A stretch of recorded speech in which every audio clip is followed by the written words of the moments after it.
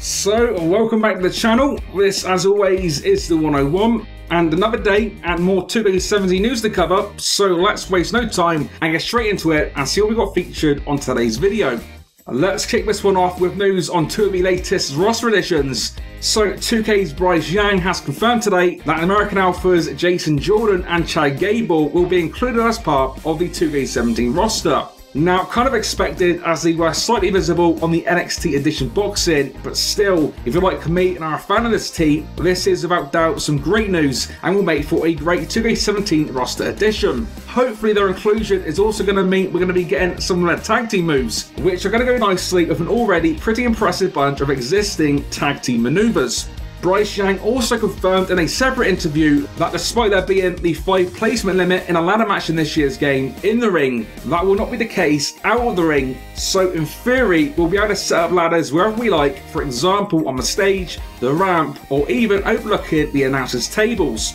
Moving on, also coming out of Gamescom, we have got our very first look at this year's pause screen. We can see this year the pause screen features the 2 superstars involved in the match either side, which kind of sticks to the non-render art style we've seen so far in this year's game, as showcased here also as part of the backstage brawl match. It also features all the other stuff you would expect to see, so for example the restart match, special moves, abilities, skills, options and the rest. One thing missing from this list is the returning replay system function, which is potentially bad news for those of us expecting this to work the same way as in 2K14, in which it was fully functional at any point in the match by simply going on the pause screen. To back up this theory, 2K's Bryce Yang was asked in an interview if this feature would function like it did in the previous games, to which he was reluctant to clarify on, just by stating that by using the feature you can pull the greatest clips from your matches, which means we could be left with clips that have automatically been picked up by the game itself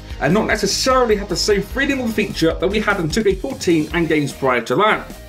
Not only did we get our first look at this year's pause screen, but we also got our first look at this year's Superstar Select screen. Now, as you can see, not too much to say here, but if this does represent the full game and not just a demo, then 2K17 will be sticking to the similar style format that we saw debut last year with 2K16.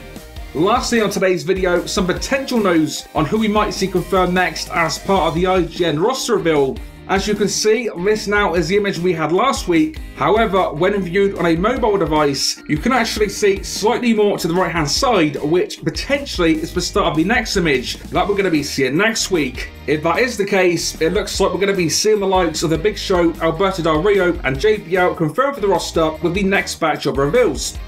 And yeah guys, another day and another batch of 2K17 news done and dusted, so let me know your thoughts on today's news, add a comment down below. And if you have missed any of the previous videos, then check out the series playlist, which you can see linked on the screen.